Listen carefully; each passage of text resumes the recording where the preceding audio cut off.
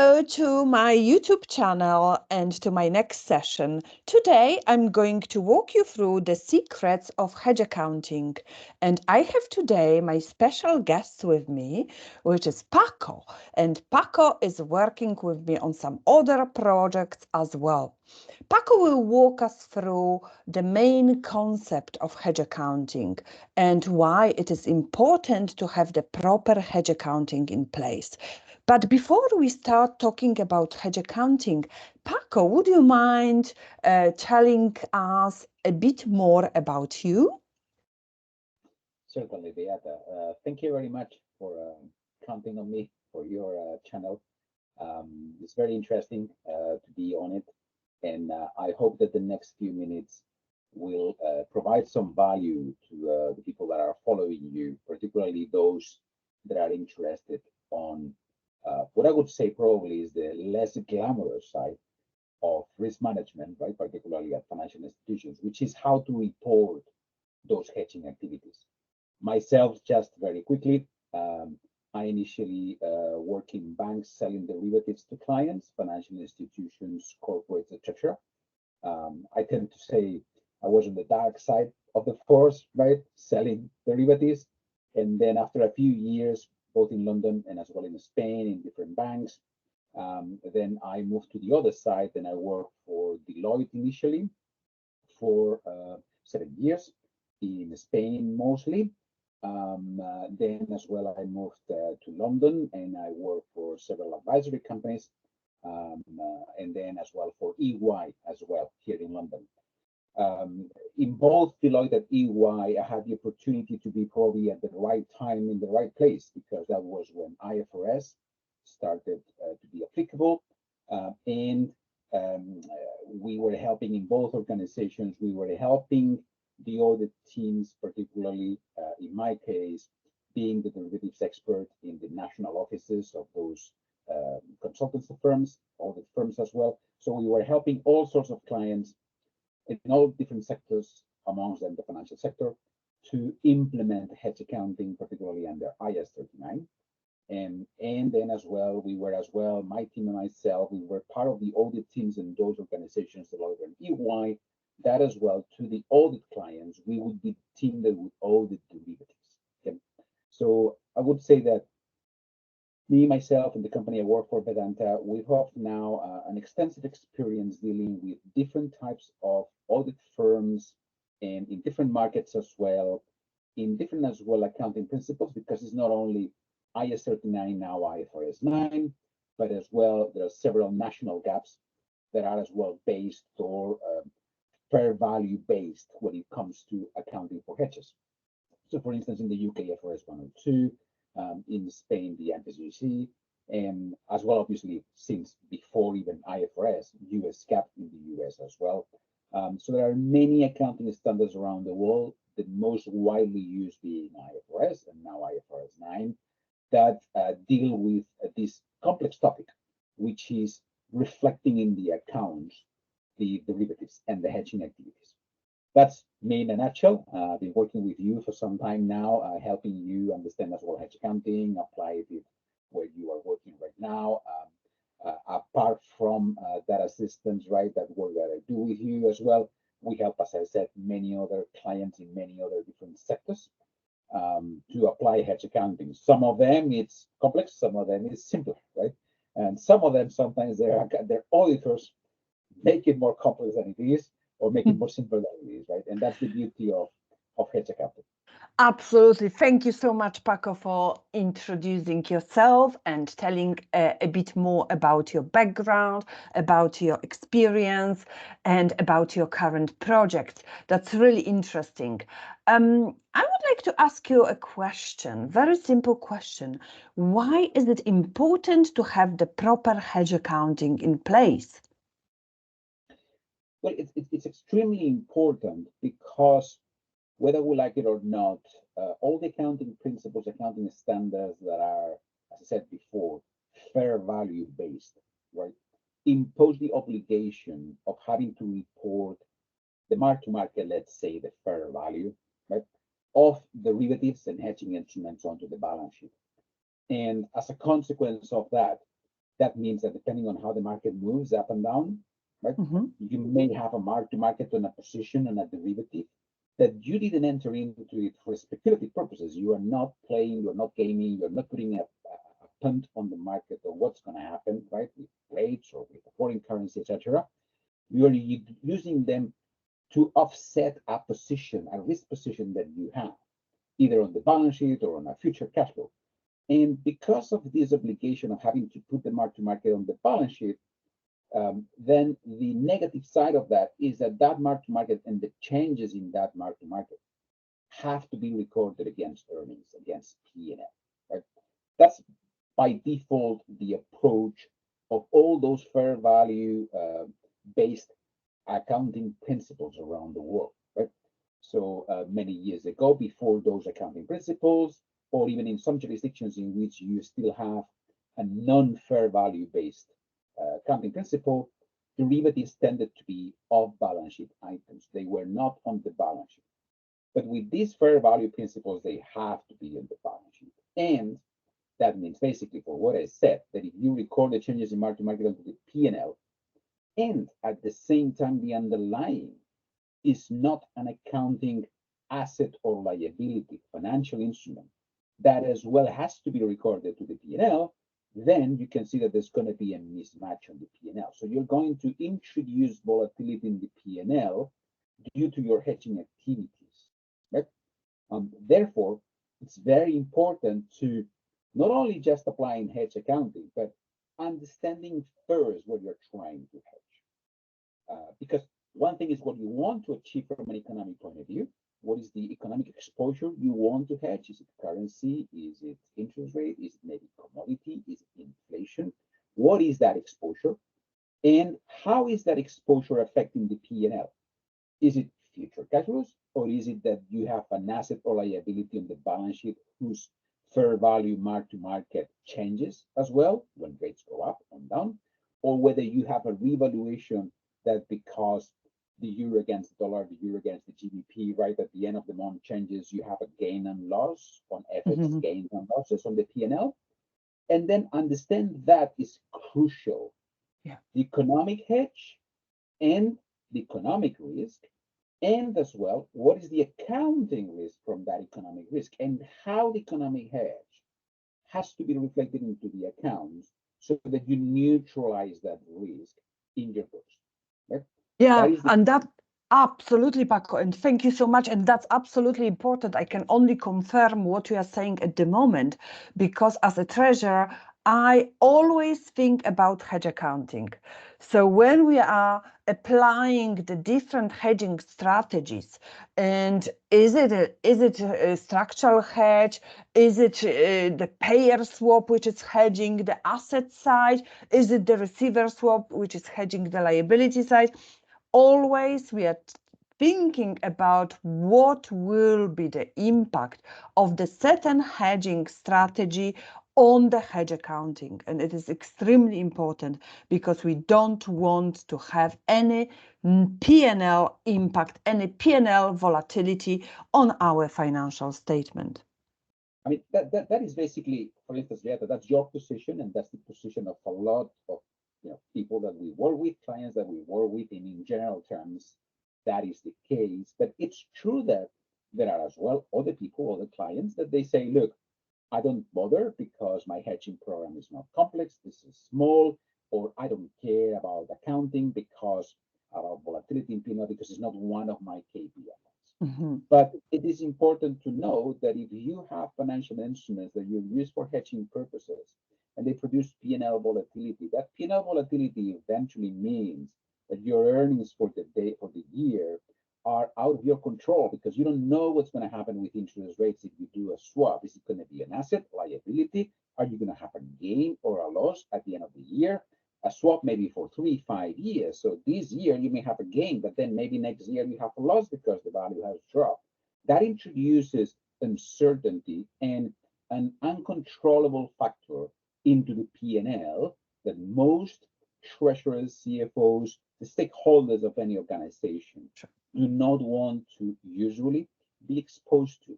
It's difficult to explain. It's not controllable, right? And at the end of the day, think about it. If you do something for hedging purposes, the reality is there has to be something that has to offset it, right? Where it Correct. is, right? Where is it? Where is that exposure? So you want to match the two things at the same time and isolate your P&L, because if you have impact in earnings, that's eventually filtering into equity and into dividends policy, right? You don't want to have an issue that, a loss on a hedge, right, or in your portfolio of hedges because rates, for instance, go up and you are receiving fixed and you have a loss on your hedge, right? Even though being a non-cash event because you are not settling the hedge, you have the hedge for 3 years, for instance, you want to have a situation in which that loss is going to eat away your equity and you may have issues when you want to pay dividends to the shareholders, right? So that is super important to, as you say, even before you enter into the hedge, think about the exposure you try to hedge, how it reflects into the P&L. Is it a cash flow risk? Is it a fair value risk? What is it exactly? And your economic hedge, which 99% of the situations you try to hedge an economic risk, right? How that risk that you are putting into the P&L, when you're putting into the P&L, is going to be offset, and it's going to offset as well the volatility from the hedge, right? And which accounting technique is going to allow you to reflect that economic hedge as well as an accounting hedge. Whether we like it or not, then it's the positioning of the entities, right, of the stakeholders of an entity, whether to do only hedges that you can apply hedge accounting to, which in that case is true, the type of instruments, the tenors, the type of exposures as well. You may not be able to hedge some things that you believe are a risk to you, because you may not be able to apply hedge accounting, or you may not be able to trade certain instruments that you believe are an optimal hedge from an economic point of view, but will not gain hedge accounting, for instance, because they're a net with an option, right? And your auditors are not going to accept that as hedge accounting, for instance. Mm-hmm. And therefore, there are some risks that maybe you have to be exposed to them or manage in a non-efficient way. But eventually, it's a balance that the stakeholders, treasury, finance, have to strike between these are the economic exposures we have, these are the economic hedges we can put in place, which ones are optimal from an economic point of view and as well from an accounting point of view, and make a decision on which instruments, whether you apply hedge accounting or not, and therefore you may be able to hedge or you may not be able to hedge, allowed to hedge or not allowed to hedge under your hedging policies. That's correct. And how many methodologies, when we are talking about hedge accounting, how many methodologies we are talking about? Is it, you already mentioned cash flow hedge and fair value hedge, and of course, dealing with hedging. I know that these are different methodologies which are applied in the different situations. So we are not always applying cash flow hedging to all the items which we are hedging on the balance sheet, and the other way around, we are not using the fair value for certain transactions which we are trying to hedge. What are the main differences between those two categories, Paco? So basically, we have under accounting principles, fair value based accounting principles like US GAAP, like IFRS, and similar. There are basically three main categories of hedge accounting. First one is cash flow hedge accounting. Second one is fair value hedge accounting. The third one is what is called net investment hedge accounting, which is basically consolidated level for the consolidation of subsidiaries in foreign currencies, right? Um, if you are the usual normal, let's say, financial institution or financial group operating mostly in one market, in one jurisdiction, in one currency, potentially having something in other currencies, but mostly a national financial institution, right? Usually you're not going to have the net investment hedge, so let's park that one aside, right? So you're going to have usually cash flow hedge or fair value hedge, right? Or just simply not hedge accounting, right? As per definition as well. These are the main two groups. Having said that, you can apply cash flow hedge and fair value hedge in different ways, and that's when the whole range of potential methodologies that you mentioned is quite wide, right? So cash flow hedge basically is when you have assets or liabilities that basically have zero or very short duration, is basically variable rate based assets, liabilities, right? And it's clear there what that, for instance, in interest rates, right? Mostly interest rates. When rates go up and down, the cash flows you're going to receive or pay on your assets or liabilities are going to change as well, right?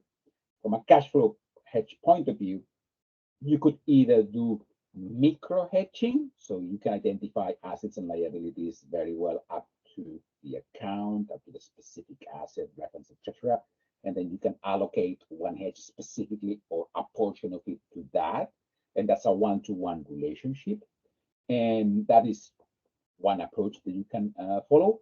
Or you can do a macro hedging approach in which you get a full amount of a mass of deposits, a mass of assets. You don't really identify them individually, right? But you take a portion of them originating during a period of time which are with a certain maturity, with certain common features, and then you assign them as the hedged item of a derivative, right? That's basically the main approaches when it comes to cash flow hedge. When it comes to fair value hedge, it's very similar. So um, if you can identify specific asset or liability, is a micro hedge. If you have masses, it's going to be a macro hedge. Fair value hedge is a bit different than cash flow hedge. Fair value hedge is basically when you try to enter into, for instance, interest rate hedging into swaps because you have assets or liabilities in which rates are not variable. The cash flows are not variable. The cash flows are fixed. Because they're fixed, there's no such thing as a cash flow risk, but there is a duration risk. There is a mark to market, if you want, a fair value duration of those cash flows, right? Interest rates are going to go up and down. The discounted value of those cash flows is going to go down or up, right? And that's when you say, well, probably fair value hedge is more akin to an interest rate duration hedging technique rather than cash flow hedge. Cash flow hedge is more cash flows because in cash flow hedge, by definition, if you have variable rate assets or liabilities, the interest rate duration of those assets or liabilities is minimal. It's very short, right? It's just only the repricing or very close to zero. So there is no such thing as interest rate duration. In general terms, people tend to think about hedge accounting just only within the realm of cash flow hedge accounting. Right? It's the famous one. Is the one that maybe is a bit more complex, right? And is the one in which the changes in the mark to market of the hedge or the fair value of the hedge, they're not going to go to P&L as by the default approach of any derivative instrument, but it's going to go into a cash flow hedge reserve, usually within other comprehensive income, OCI, or accumulated other comprehensive income, AOCI. It depends on the jurisdictions, right?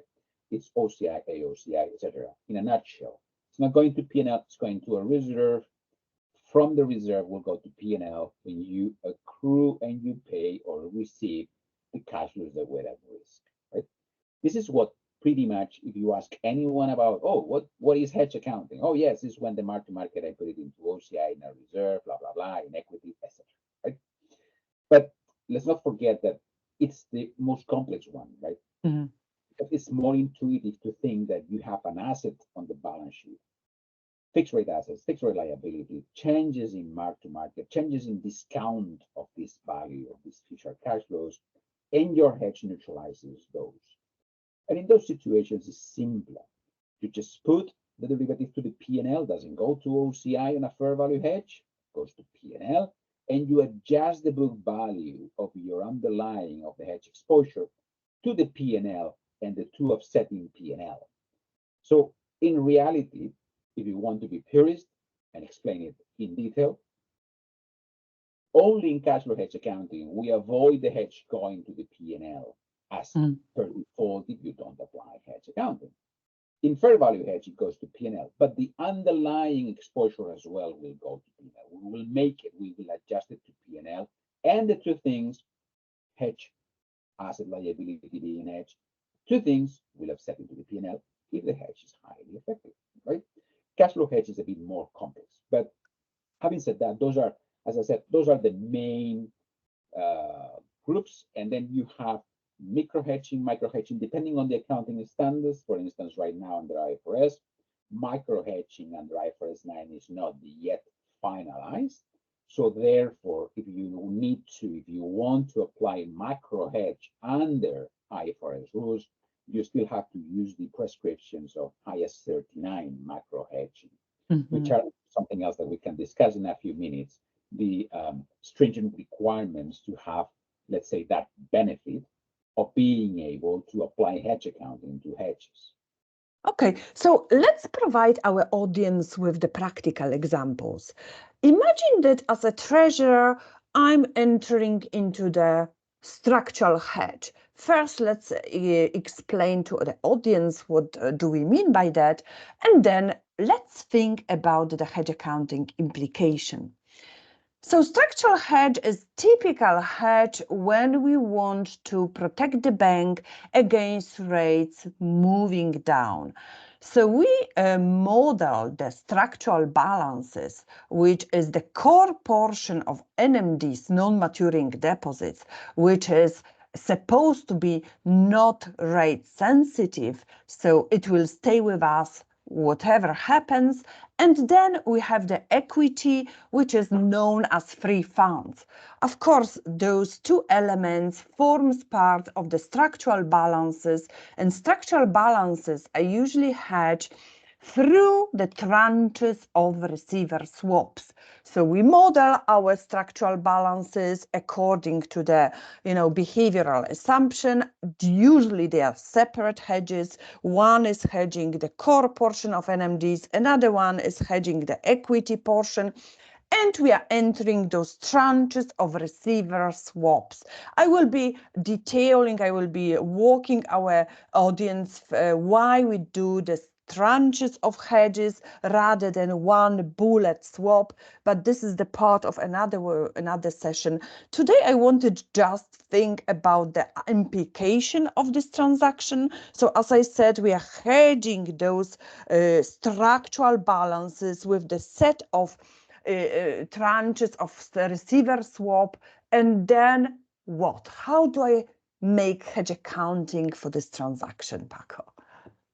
I mean, this is a very good question, Beata, and you actually have put I would say, what an interesting situation, right? Because as I explained before, the principles of hedge accounting are relatively simple and easy to understand when we talk about the underlying being variable rates or being fixed rates.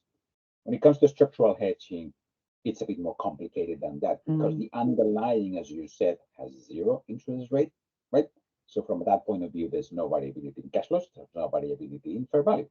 And as well, for your economic risk, you consider as well the amount of equity. Equity doesn't go to P&L, doesn't have an impact to P&L. Therefore, from an accounting point of view, you should not be able to apply hedge accounting to it, right? Mhm. So um, this is another type of hedge accounting strategies in the way that when you enter into structural hedges, that from an economic point of view, you are pointing or you are using the exposure, right? Or you identify the exposure, which is an economic exposure, is not an accounting exposure. Because equity doesn't change in fair value, doesn't go to P&L, right? And you don't pay interest on those accounts, right? So therefore, you don't have the underlying from a hedge accounting point of view. It's complex because if you want to avoid the volatility for that hedging strategy, you'll have to figure out something different, which is, hold on a second. From an economic point of view, it's clear what I'm doing. From an accounting point of view, if I don't have an underlying that I can use from a hedge accounting point of view under the accounting rules, this hedge will go to P&L. Can we figure out a way under this hedge that we can designate it as a hedge accounting instrument of something maybe different than what we are hedging from an economic point of view? And what we tend to see is that in those situations of structural hedging and other similar situations with other exposures as well, right? Usually companies, usually banks mostly, right? They try to say, right, if I'm receiving fees, which is my economic hedge of my economic risk of rates going down, right? I need to look for hedge accounting purposes to some exposures in which I am going to be receiving variable, right? So that I can swap it, I can use these hedges, right, as a cash flow hedge of variable rate assets. Mhm. Okay? And this is usually the approach that banks are taking in order to, let's say, um, avoid the P&L volatility from a structural hedging, in which the economic risk is not an accounting risk neither. Okay, so it's a very interesting question. There's a lot of discussions going on in there. Have been as well in the past on what's the nature of those NMDs. Certainly, equity cannot be a hedge accounting instrument. It's actually equity, not even a financial instrument, right? It's part of equity. Equity is different, right? From a reporting point of view, it's not an asset, a financial asset or a financial liability. It's different, right? And it doesn't have a P&L impact, right? Because you don't pay interest on that equity, right? If anything, you pay dividends, but that's a different story, right? And therefore, it's more complex to apply hedge accounting. It's probably one of those situations, Beata, in which any financial institution that is thinking about hedging their structural risk, they need to be very careful and be very proactive. And in anticipation of entering into any hedge, they need to discuss it very thoroughly internally when the stakeholders amongst them get the guidance from the auditors on if they're going to put those hedges in place, what's the volatility that they're going to be subject to, and whether they can mitigate it and maybe designate those hedges as hedge accounting instrument of something else. But then understand how that hedge accounting decision may impact their KPIs from a reporting point of view and from an economic point of view. Because if you apply hedge accounting to those hedges, the impact of those will go into the interest income and expense line for those variable rate assets, right? You need to be very clear and understand what are going to be the impacts. It's not that Mhm. straightforward like if it was a cash flow hedge of a variable rate assets, what you wanted to do, right? What you were hedging from an economic point of view, or if it was a fair value hedge of a fixed rate liability, a deposit liability, or a fixed rate liability, etc., or a fixed rate assets, a fixed rate mortgage that you issued, originated, right? And you want to neutralize the interest rate duration, it's going to be different. That's very insightful, and I think that this is very important subject nowadays because we know that we expect rates moving down, and obviously treasurers of banks are preparing the balance sheet against margin compression. They will be entering those hedges. They will be trying to mitigate the margin compression risk. But there is also another part of product which is subject to this kind of hedge accounting technique. I'm referring specifically to the pipeline risk because, of course, when the rates are moving shortly up or shortly down, treasurer has to protect the balance sheet against the potential impact. So again, when we have the assets which are sitting in the pipeline, which are not yet on the balance sheet, which are off balance sheet because they are sitting in the pipeline, then I guess similar technique would be applying. Am I right, Paco? Certainly, it's always going to depend on the accounting standard, right? But in general terms, all those fair value hedge account, all those fair value accounting standards put a relatively high threshold on the underlying, right, which is the key. So the idea being that by default the hedges go to P&L, but if the underlying hits the P&L as well and is of certain terms, right, maybe potentially you will be able to apply hedge accounting, right? And this is as well another instance similar to the one we discussed before, in which in general terms, because this is pipeline, maybe fixed rate mortgages or loans, for instance, that you may originate in the next 3 months, 6 months. There's a percentage of estimated completion based on historical analysis, based on the forecast that the commercial teams have. Then you're putting hedges in advance, let's say 6 months forward for 3 years or for 5 years, right? Whatever is the duration of the asset. And usually you are paying fixes like, okay, yeah, my commercial teams are originating fixed rate mortgages. Certainly I need to lock in a rate just in case in a few months' time when those mortgages are originated, if 3 years, 5 years funding is gone higher, I could be losing money, right? If it's gone lower, no, but if it's gone higher, yeah. So why don't I kind of pre-hedge in a certain way, right? Those future fixed rate assets that our teams will be originating. But here is the key. The key is that, as you well said, that future assets, and there's a percentage as well of probability in which they will be originated. So therefore, they're not highly probable, right? And as well, they're not on the balance sheet right now, right? Those are two, let's say, constraints or two requirements that should have if you want to apply hedge accounting. Therefore, you may not be able to apply hedge accounting to those hedges, right? Therefore, if you need to put those hedges in place, as we discussed before with the structural hedging, you need to start thinking, can I designate those hedges in which I pay fees to the banks to reduce my exposure? Can I designate them as hedges of something else? Mm-hmm. Right?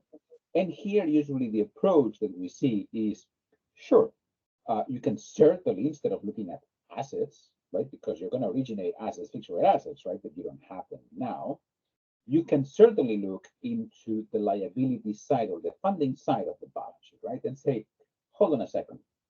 If I have variable rate funding, certainly those hedges paying fixed allow me to lock in the cash flows of those variable rate liabilities. So from that point of view, I could actually argue that those hedges are actually a cash flow hedge of my funding. Even from a holistic point of view, you could argue, look, if my assets in the future are going to be fixed and my liabilities are floating, I have a margin risk, right? Why don't I lock in those variable rate liabilities with my swaps from an accounting point of view and from a cash flow point of view, and therefore I've locked in my margin, which is what you are doing, right? But from the other side, you are converting with the swap from an economic point of view, reducing the duration of those fixed rate assets you're going to originate in the future. So you're bringing them back to variable because your funding is variable and you want to lock in the difference as a margin, right? So you want to neutralize the duration of future rate assets, fixed rate assets. But from an accounting point of view, we look to the other side and say, hold on a second. Because of the requirements of accounting, my assets are not recognized on the balance sheet, cannot say are highly probable, but I can use those swaps as a certain cash flow hedge of my liabilities in the future, variable liabilities. So in any way, I am achieving a locking of the difference between those two rates, which is what you want to achieve. Thank you so much, Paco. I really appreciate your insight and thank you for your participation in today's session. And to our audience, please, if you would like to reach out to Paco, you can see his email and Paco is available to walk you through further the secrets of hedge accounting. Thank you so much. Thanks to you, Beata.